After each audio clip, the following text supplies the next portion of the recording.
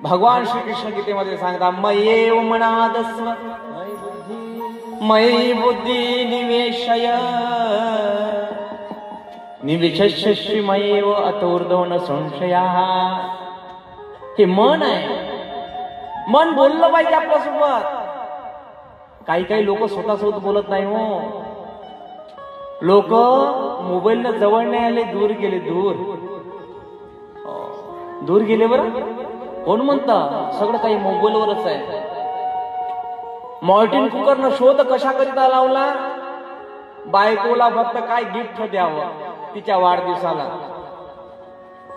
Morton cooker मोबाईलचा जनक आहे. ज्यानं जो मोबाईल शोधला त्याच्या पत्नीचं नाव होतं हॅलो. काय होतं? बोला ना झोपल्या की काय होतं नाव? हॅलो. त्यानं 3-4 वर्ष खर्च केले आणि खर्च केल्यानंतर पहिला फोन पत्नीला लावला, कानाला लावला. तिनं याने आवाज दिला हॅलो. मोबाईलचा जनक गेला पण त्याची बायको मोबाईलच्या स्वरूपात राहिली. आपण अजूनही काय म्हणतो? बोला ना. मुक्या आहे की काय? आता आपण काय म्हणतो? हॅलो. सांगायचं तात्पर्य एवढंच, व्यवहारामध्ये मन महत्वाचं आहे. शब्दाकडे लक्ष द्या. मन सांगते आपल्याला काय घालावं, काय प्यावं, कसं वागावं, या पृथ्वी तलावर धोरण कसं करावं, जेणेकरून दुसऱ्याचं मन दुखल्या गेलं नाही पाहिजे. कारण की मन ही ईश्वर, मन ही देवता. देवाला पाहायचं असेल तर मनाच्या स्वरूपामध्ये पहा.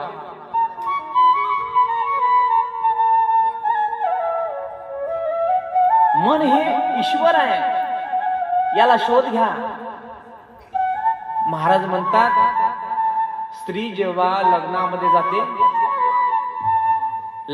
जाते तेव्हा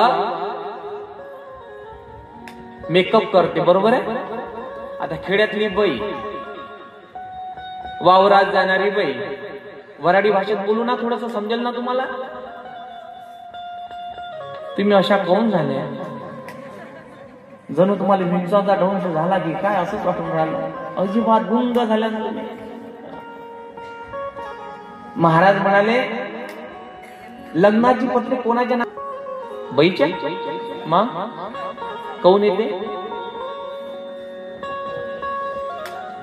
विचारायला झालं पाहिजे. एखाद्याला विचारलं नाही का तुम्ही का आमचे नाव टाकत जा म्हणून? असं काही कधी म्हटलं नाही का तुम्ही? त्यांना बसवा. लग्नामध्ये भावराजीला काय झालं? पत्रिका आली. आणि पत्रिका आल्यानंतर भावराजीने म्हटलं वक्रम व्हायचा आहे, हरभरा पेरा लागते, या लग्नाला तू जाय. कोणाचं लग्न आहे जी? माझ्या मित्राचं लग्न आहे ग. माझ्या मित्राचं लग्न आहे. मग मी जाऊ? जा ना, जा. आता गावातली बाई, खेड्यातली बाई, मग तिनं काय बाबा साडी घातली, डुप्लिकेट ते काय म्हणते त्याले नेकलेस, बेंटेकचं काय बाबाजी ठाकूर महाराज दिसते तसं नसते म्हणून तर जग फसते.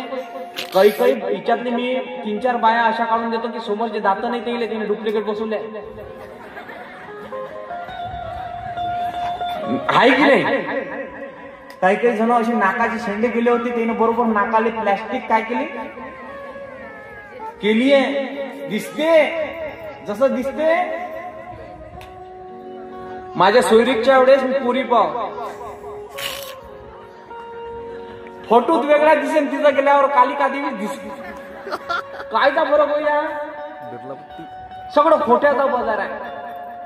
सगळा खोटा आहे ना. जे आपण करतो, बोलतो, वागतो सगळं काही. आणि हे फोटोग्राफर एवढे हुशार झाले.